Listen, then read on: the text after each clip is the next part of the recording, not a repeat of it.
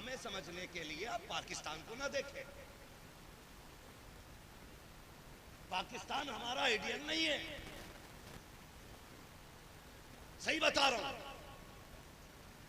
पाकिस्तान हमारा आइडियल नहीं, उसकी माशी हालत हमारी आइडियल नहीं, उनके तरीके हमारे उसूल नहीं।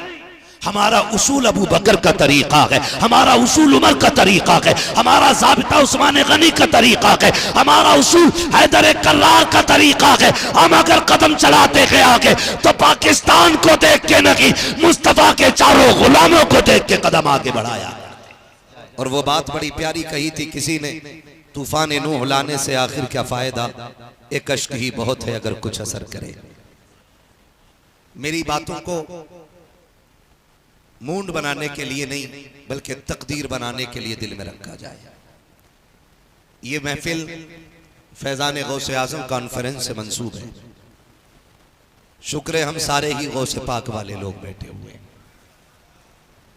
और करम वाला एक करम यह है कि हमें गौसे आजम तक आला हजरत ने पहुंचाया है और हमें आला हजरत तक सरकार ताजुश शरिया ने पहुंचाया है। मैं अक्सर एक बात कहता हूं लोगों, जब कभी कसरत दौलत का ख्याल आए और सजदे शुक्र करो, जब तुम्हें औलाद की कामयाबी का ख्याल आए और सजदे शुक्र अदा करो, जब तुम्हें बीमारी से शिफा का ख्याल आए फिर सजदे शुक्र अदा करो, जब तुम्हें मुसीबत से निकल के राहत की सांस आए फिर सजदे शुक्र अदा करो। तो एक सजदे शुक्र उस वक्त भी अदा कर लिया करो जब बरेली के अहमद रजा का ख्याल आ जाया करे। इसलिए कि इमाम अहमद रजा ने इतना बड़ा एहसान किया है कि आज हर सुन्नी का ईमान और उसका अकीदा उसके सीने में महफूज कर दिया है। इसलिए आज पूरी दुनिया कहती है डाल दी कल्ब में अजमत मुस्तफा, सैयदी आला हजरत पे लाखों सलाम।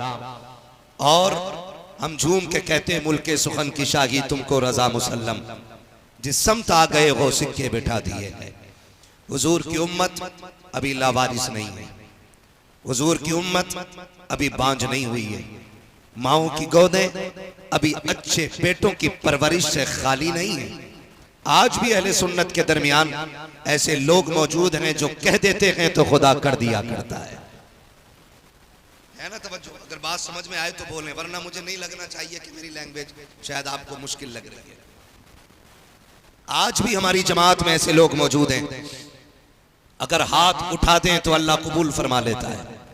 अहले सुन्नत में अभी भी ऐसे लोग मौजूद हैं जो चेहरे देख करके हालात पढ़ लिया करते हैं, लेकिन इस सब के बावजूद आज हम पामाल हो रहे हैं। आज हमारा कोई टारगेट नहीं है, हमारा कोई मुस्तकबिल नहीं है। आज उम्मत मुस्लिमा उस मकाम पे खड़ी है, खास करके हिंदुस्तान की उम्मत, कि जिसका 99% ये जवाब है कि आज तो खा के सो जाओ, कल की कल देखी जाएगी। 99% हमारी कौम का ये जवाब है, अरे यार आज खाओ कल की कल देखी जाएगी। और मेरी समझ में ये जुमले नहीं आते कि आने वाली कल की परेशानी को नहीं सोचना चाहिए, आज के सुख का मजा लेना चाहिए। पता नहीं ये कौन कह के चला गया है। इन जुमलों ने कौम को बेरहरवी का शिकार कर दिया है। ऑपरेटर साहब, जब मैं तेज हो रहा हूं आपका माइक डाउन हो रहा है, या तो इसे करंट पूरा दो या इसे आवाज पूरी दो। तवज्जो है सारे लोगों की। अगर हम आज ही कल का फैसला नहीं करेंगे तो हमारा कल कभी रोशन नहीं होगा। हमारी कौम के अंदर डॉक्टर भी हैं, इंजीनियर भी हैं, वकील भी हैं, पीर भी हैं, मुशीर भी हैं, मुफ्ती भी हैं, मुफस्सिर भी हैं, मुहद्दिस भी हैं। सारे तरह के लोग हमारी कौम में मौजूद हैं, लेकिन दूर अंदेश लोगों की सबसे ज्यादा कमी है। आज हमारे पास दूर अंदेश लोग नहीं, आज हमारे बीच मसलहत पसंद लोग हैं, लेकिन कौम का कल देखने वाले लोग हमारे पास नहीं। आप कहेंगे कौन थे कल का दिन देखने वाले? मैं कहता हूं अगर बहुत करीब का दौर उठाया जाए तो कल देखने वाली जात को अल्लामा अरशदुल कादरी कहा जाता है। अगर बहुत करीब देखा जाए कल देखने वाले लोगों में तो नाम हुजूर हाफिज मिल्लत का सरे फहरिस्त आता है। अगर कल देखने वालों को और मुदब्बिरीन की जमात को खंगाला जाए तो उसमें हुजूर मुजाहिद मिल्लत का नाम सरे फहरिस्त आता है। अगर कल देखने वालों को लोगों को देखना है तो उसमें नाम सरकार मुफ्ती आजम हिंद का आता है। लेकिन आज हमारे पास अच्छे अच्छे कलमकार हैं, नाकिदीन हैं, किसी के खिलाफ लिखने पे आए तो औराक के औराक भर दें, और हालात ये है कि उनके कल का नहीं पता कि कल क्या होने वाला है। जो अपने कल का फैसला न कर सके वो उम्मत को जलील करने पे लगे हुए हैं। मेरे सामने मैं समझता हूं सारे वो लोग बैठे हैं जो कल बेहतर करना चाहते हैं, जो ये चाहते हैं कि हमारा आने वाला कल बेहतर हो। अगर ऐसे ना होते तो इस महफिल में आए ही नहीं होते। और मैं एक बात कहता हूं, महबूब की महफिल को महबूब सजाते हैं, आते हैं वही जिनको सरकार बुलाते हैं। सुभान अल्लाह। यहां कोई अपनी मर्जी से नहीं आया, सारे हुजूर के बुलाए हुए। बहुत परेशान हुआ मैं, लोगों ने कमेंट किया, मैसेज किया, कॉलें की, वॉइस मैसेजेस भेजे कि इस बात का हल निकालने के बच्चियां मुर्तद क्यों हो रही हैं और लड़के हमारे बेदीनी की रारवी क्यों इख्तियार कर रहे हैं। मैं यकीन जाने यूनिवर्सिटीज के तलबा से भी मिला हूं, कॉलेज के बच्चों से भी मिला हूं, स्कूल के बच्चों से भी मिला हूं, और मदरसों में तो हमारी जिंदगी गुजरी है।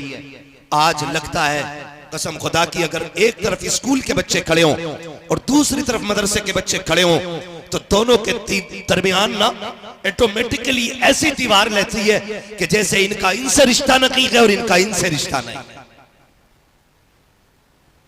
ये रोने वाले दिन है, रोने वाले। अब हंसने का वक्त जा चुका है, अब रोने का वक्त शुरू हो चुका है।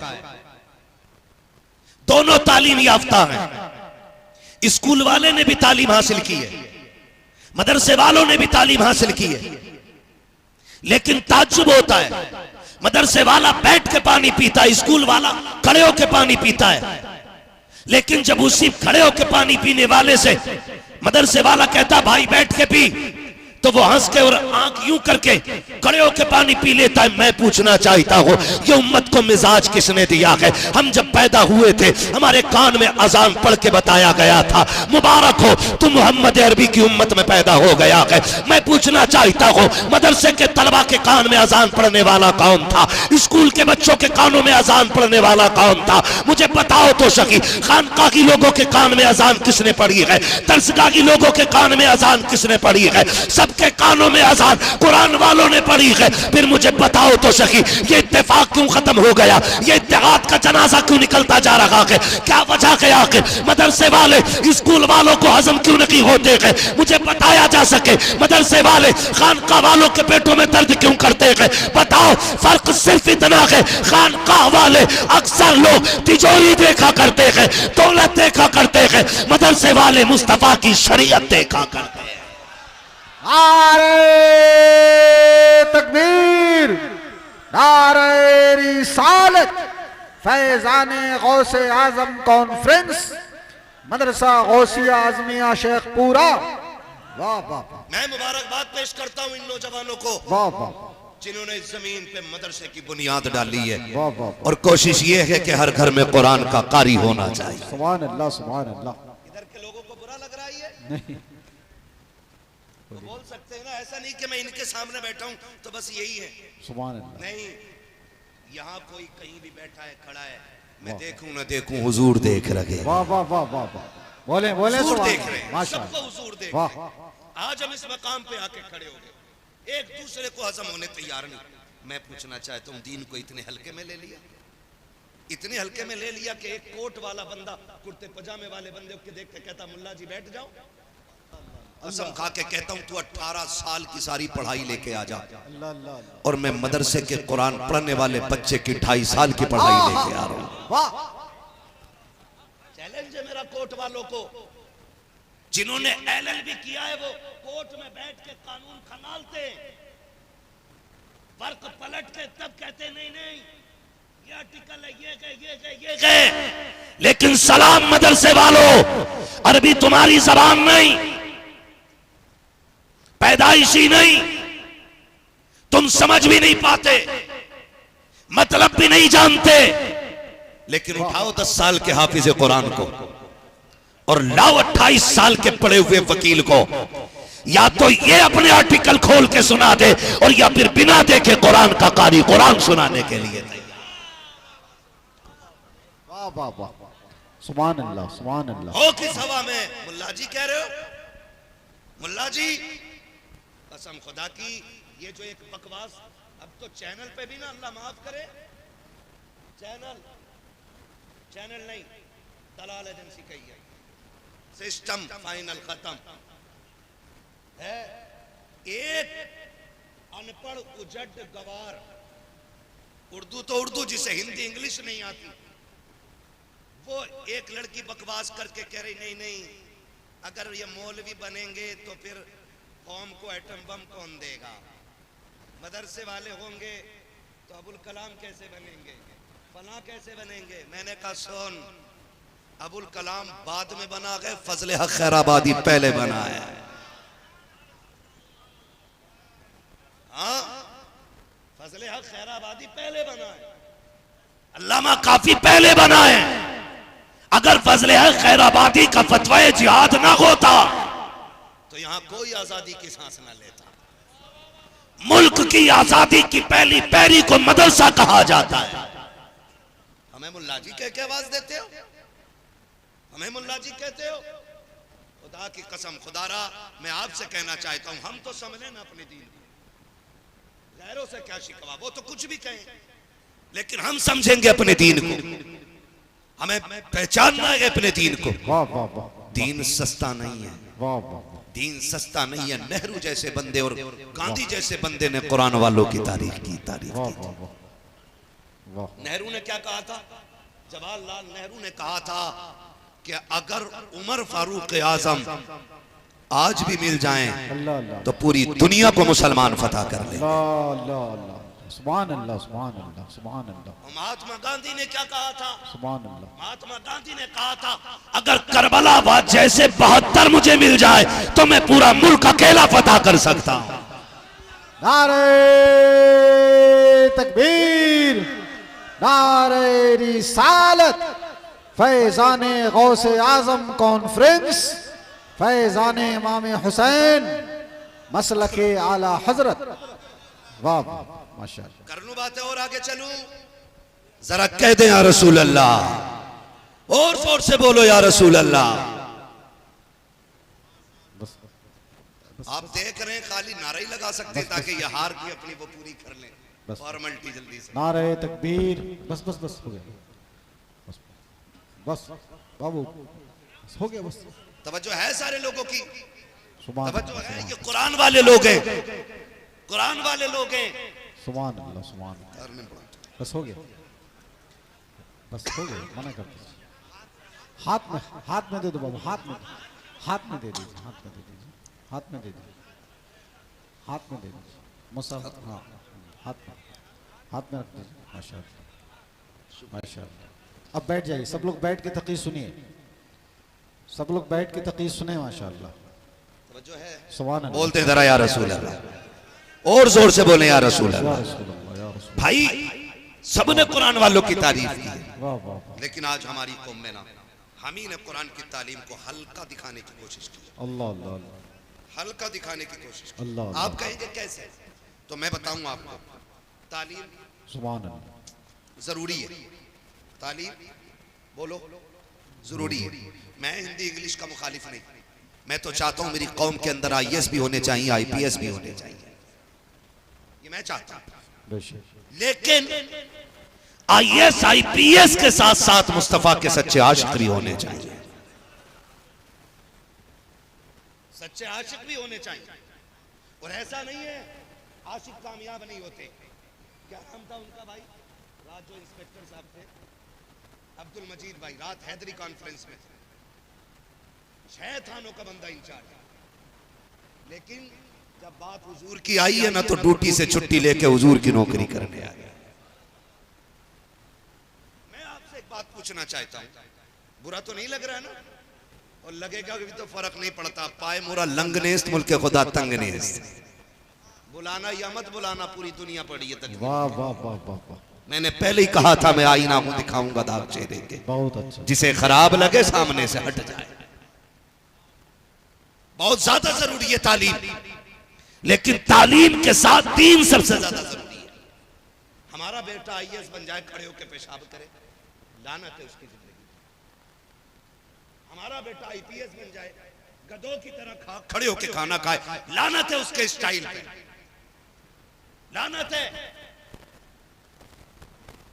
मजा तो तब है कि डिग्री कितनी भी बड़ी हो, गले में पट्टा मुस्तफा की गुलामी का रहना चाहिए, हुजूर की गुलामी का रहना चाहिए। और दीन इतना सस्ता नहीं है जितना समझ रखा है। दीन के पहले तालिबे इल्म को अबू बकर सिद्दीक कहा जाता है, दूसरे तालिबे इल्म को फारूक आजम कहा जाता है, तीसरे तालिबे इल्म को उस्मान गनी कहा जाता है, और चौथे तालिबे इल्म को मौलाए कायनात हैदर कर्रार कहा जाता है। ये दीन की दरसगाह के पलने और पढ़ने वाले लोग हैं। आप इनकी जिंदगी अगर देखें, खुदा की कसम मिसाल नहीं मिलती है, मिसाल नहीं मिलती है। आधी दुनिया का बादशाह है उमर।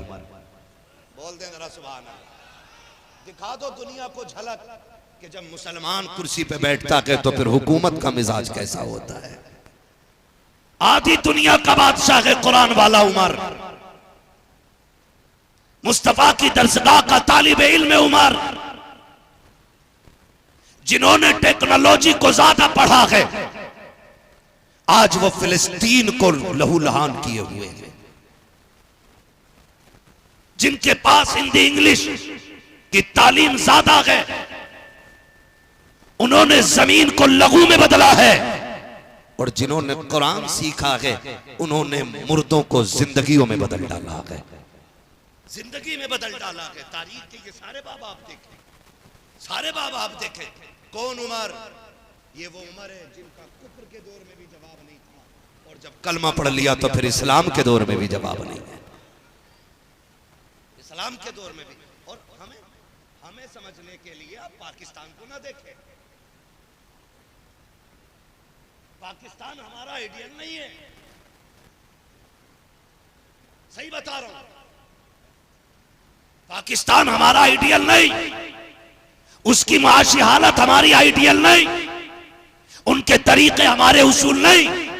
हमारा उसूल अबू बकर का तरीका है, हमारा उसूल उमर का तरीका है, हमारा ज़ाबिता उस्मान गनी का तरीका है, हमारा उसूल हैदर कर्रार का तरीका है। हम अगर कदम चलाते गए आगे तो पाकिस्तान को देख के नहीं, मुस्तफा के चारों गुलामों को देख के कदम आगे बढ़ाया।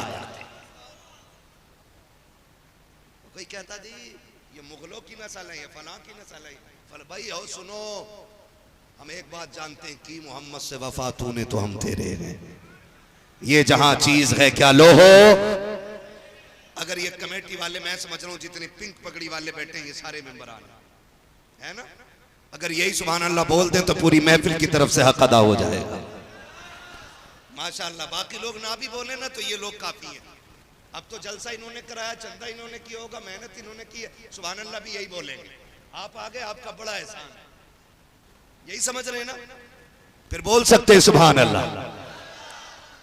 आधी दुनिया का बादशाह है उमर, और उसूल जानते हो, उसूल ये है उमर का, कहते थे अगर दरियाए तजला के किनारे अगर एक कुत्ता भी प्यासा मर गया तो कयामत में उसका जिम्मेदार उमर ठहराया जाएगा। ये है दरसगाह की ताकत और मदरसे की पावर, ये है दीन की दी हुई फिक्र। ये नहीं कि अगर टोपी वाला देखा 3 केसों पे 70 और लगा के 73 बना दिए, अपनी पार्टी का देखा क्लीन चिट दे करके आवारगी और गुंडागर्दी के लिए छोड़ दिया गया। इस्लाम का उसूल ये है, मेरे नबी ने कहा था लोगों, लौ सरकत फातिमा बिन्त मोहम्मद लक़तअत यदहा, अगर मेरी बेटी भी चोरी कर ले उसे मेरी बेटी समझ के छोड़ा नहीं जाएगा, इस्लाम की मुजरिमा समझ के उसके भी हाथ काटा जाएगा। ये है इस्लाम। लेकिन मैं आपसे पूछना चाहता हूं, हम किस रविश में, हम किधर जा रहे हैं, हम किधर जा रहे हैं? डॉक्टर इकबाल ने कहा था यूं तो सैयद भी हो, मिर्जा भी हो, अफगान भी हो, तुम सभी कुछ हो, बताओ कि मुसलमान भी हो। मुझे ऐसा आज तक कोई नहीं मिला मौलवी जो एक रात में जन्नत बांट जाए। और तुम भी धोखे में ना रहा करो कि रात मौलवी कह गया तो आज जन्नती हो ही गए। मेरी बात कान खोल के सुन लीजिएगा। कभी आईने के आगे खड़ा करके खुद से पूछो, मैं आपको कहूं कि यार आप जन्नती हो तो मेरे कहने से क्या फर्क पड़ता। आप मुझे कहो अल्लामा फहामा, आप कह रहे हो ना, ये तो मैं अपने आप से पूछूं कि मैं क्या हूं। आप अपने आप से पूछो दिल पे हाथ रख के, आप क्या हो। मैंने आपका 500 का नोट लेकर के कह दिया ये जन्नती है, लेकिन खुद को आप बेहतर जानते हो। मेरे बताने से काम नहीं चलेगा। इसलिए तब्दीली अपने अंदर खुद लानी पड़ेगी, खुद लानी पड़ेगी। हजरत उस्मान गनी 10 बार मेरे नबी ने जन्नती होने की नबी का दामाद पैगंबर भी ज़ुन्नूरैन कहा जाता है। हुजूर की 2 बेटियां आपके निकाह में आई, जन्नती होने की बशारत मुस्तफा दे चुके, लेकिन कब्रिस्तान से जब गुजरते थे ना तो इतना रोते थे कब्रें देख के कि आपकी दाढ़ी भीग जाती थी। किसी ने कहा था गनी है, नबी का दोहरा दामाद है, हुजूर ने बशारत जन्नत की देती है, फिर रो रहे हो। तो कहते थे हाँ। कहा क्यों? कहा कब्र इतना मुश्किल ठिकाना है, अगर ये मुश्किल हो गया तो हश्र तक की मंजिलें मुश्किल हो जाएंगी, अगर ये आसान हो गया तो सारी मंजिलें आसान हो जाएंगी। और हम क्या सोचे बैठे, आएंगे इमाम साहब पढ़ेंगे अजान, काम तमाम, बस बच गए। यहाँ जमीनें काटते रहे, यहाँ लोगों के हक मारते रहे, यहाँ लोगों के बीच जहर उगल करके दुश्मनी और नफरतें पैदा कराते रहे। हमने एक दूसरे को लड़ा करके अपने आप को सियासी लीडर कहा, हमने एक दूसरे का गला कटवा करके फिर खुद ही पंचायतें करा के कौम का हमदर्द साबित करने की कोशिश की। याद रखिएगा, ये तुम्हारी तोरी पॉलिसी जमीन के ऊपर चल सकती है, लेकिन जमीन के ऊपर कुछ नहीं चलने वाला है। जब बाप को कब्र में उतारा जाता है और बेटा कब्र पे खड़े होकर कहता है जिस पे मेरे बाप का हक हो वो मैं माफ करता हूं, अगर मेरे बाप पे किसी का हक हो तो उसकी तरफ से मैं माफी मांगता हूं। जब बेटा बाप की करतूत की माफी मांगता है, मशीयत का नकीब आवाज देता है और नादान किस चीज की माफी मांग रहा है, तू इसके दिए हुए विरासत से इसका कर्जा दे सकता है, लेकिन जो इसने यतीम के थप्पड़ मारा था उसका बदला तू नहीं देगा, जो गरीब को इसने सताया था उसकी कीमत तू नहीं देगा, जो लोगों को सता के जीता रहा उसका बदला तू नहीं दे पाएगा, जो इसने गरीबों को जलील किया था उसका बदला तू नहीं दे पाएगा। जिस महफिल में ये बैठ के कहता था मुझसे अच्छा कोई नहीं है, तू उसका बदला नहीं दे पाएगा। मालिक अब क्या होना है? कहा मेरा रब, मेरा कुरान आवाज देता रहा आना के कब्र में आना के, आज तक तैयारी ना कर सका। कहा जाओ लौट जाओ, आज मेरी और इसकी आपसी आमने सामने की होगी। आज ये कब्र में आएगा, देखूंगा कौन इसका हिमायती आकर के बचाएगा। बुलाइए उनको जिनके यहाँ चाय पी करके लोगों को गालियां देता था, बुलाए उन हिमायतियों को जो इसके पास बैठ करके रातों दिन झूठ बोल करके इसको ताकतवर कहते थे। आज एक एक हिमायती को देखा जाएगा। खुदा की कसम खा के कहता हूं, ओ लोगों, कब्र में किसी की ताकत काम नहीं आएगी, किसी की सियासत काम नहीं आएगी, अगर आएगी तो मदीने वाले मोहम्मद की मोहब्बत काम आएगी। बदलो रवैये, कब तक लड़ोगे आपस में, कब तक एक दूसरे को लड़ाते रहोगे। फरमाया गया बेहतरीन सदका यह है जो 2 रूठे हुए भाइयों में सुलह करा दे, अल्लाह सुलह कराने वाले के सारे गुनाह बख्श दिया करता है। ये असल है, ये जरूरी था हमारे बीच, ये जरूर निकलो। अब लड़ने का वक्त नहीं है, अब अल्लाह की रस्सी को मजबूती से थामने का वक्त है। शेख हो, पठान हो, तुर्क हो, अंसारी हो, मंसूरी हो, जो बिरादरी हो, कोई फर्क नहीं पड़ता है मंसूरी है कि पठान है, कोई फर्क नहीं पड़ता शेख है कि सैयद है, फर्क पड़ता है सिर्फ अमल से।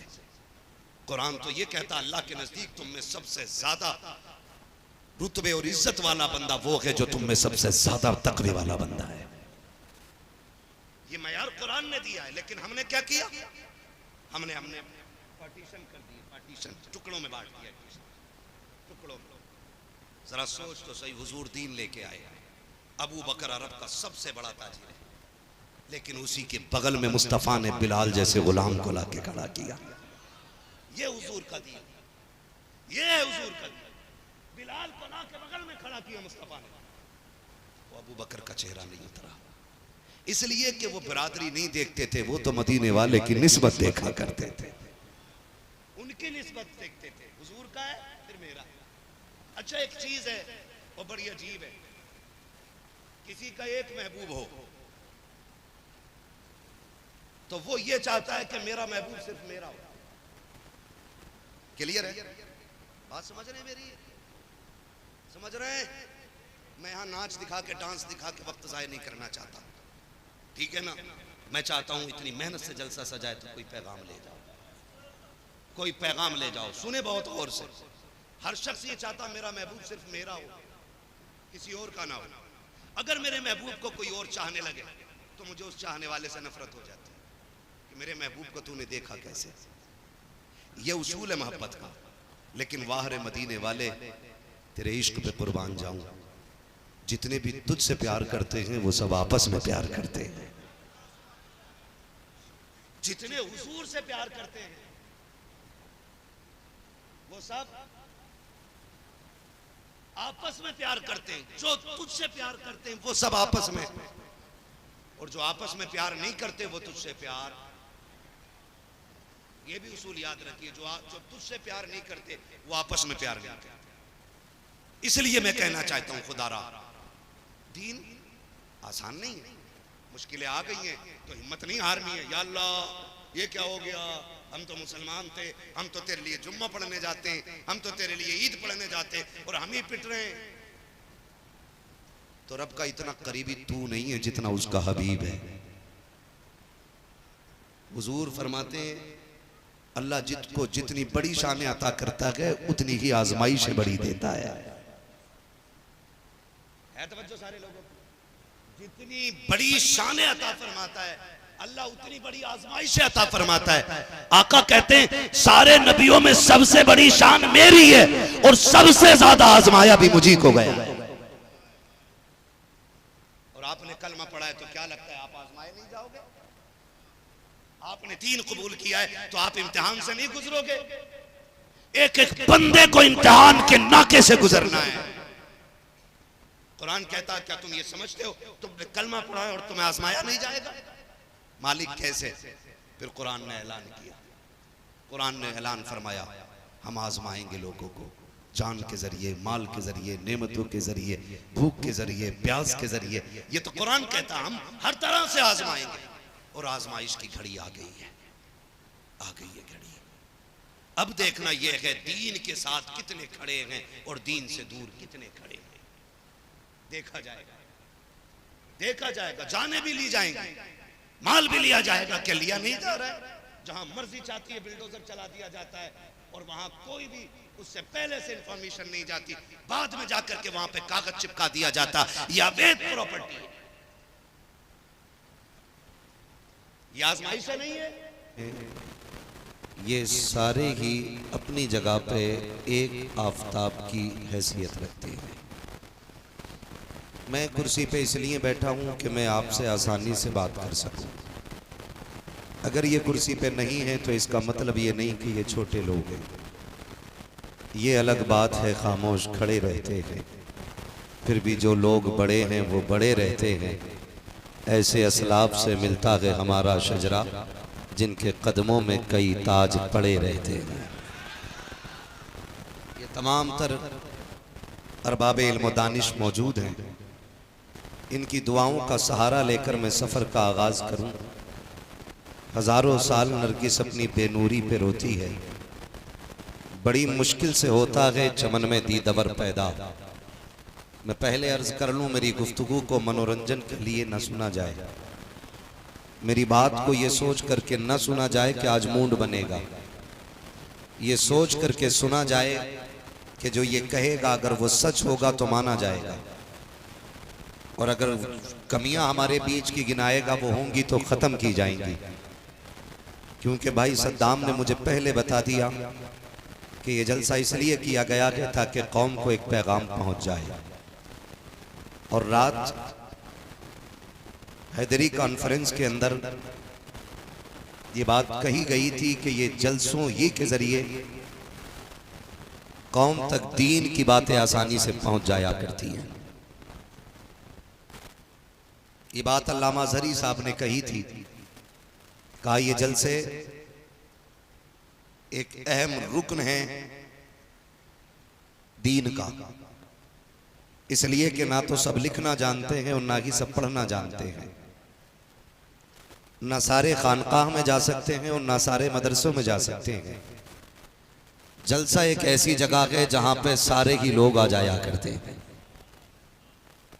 पढ़े बेपढ़े, लिखे बेलिखे, सारे लोग यहाँ दीन सीख सकते हैं, दीन समझ भी सकते हैं। इसलिए इन जलसों का इनेकाद किया जाता है। इतनी खूबसूरत महफिल सजी है, मेरे सामने हजारों की तादाद में सर हैं। मुझे सवा घंटा एक घंटा नहीं, ये मेरा एक घंटा खर्च नहीं होगा, बल्कि 1000 घंटे खर्च होंगे अगर मैं एक घंटा बात करूंगा।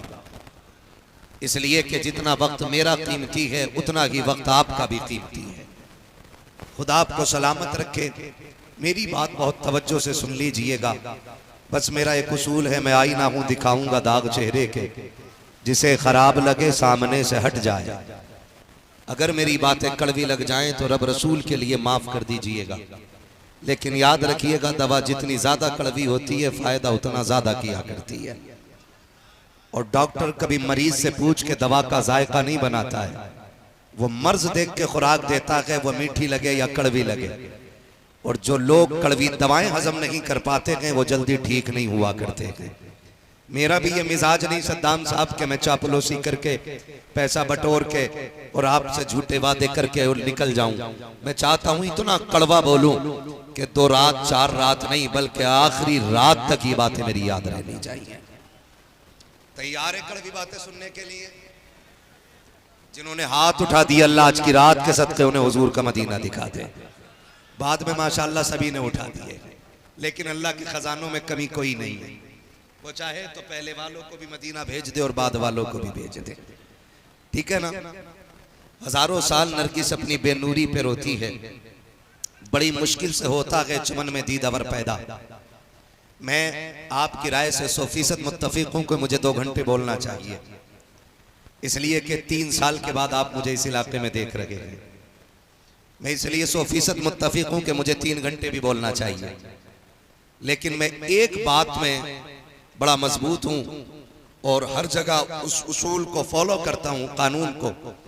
वो ये कि खाना उतना खाओ जितना हजम हो जाए। वो सिर्फ कुर्सी नहीं, दस्तरखान तक भी मेरा उसूल है। खाना उतना ही होना चाहिए जितना हजम हो जाए। और वो बात बड़ी प्यारी कही थी किसी ने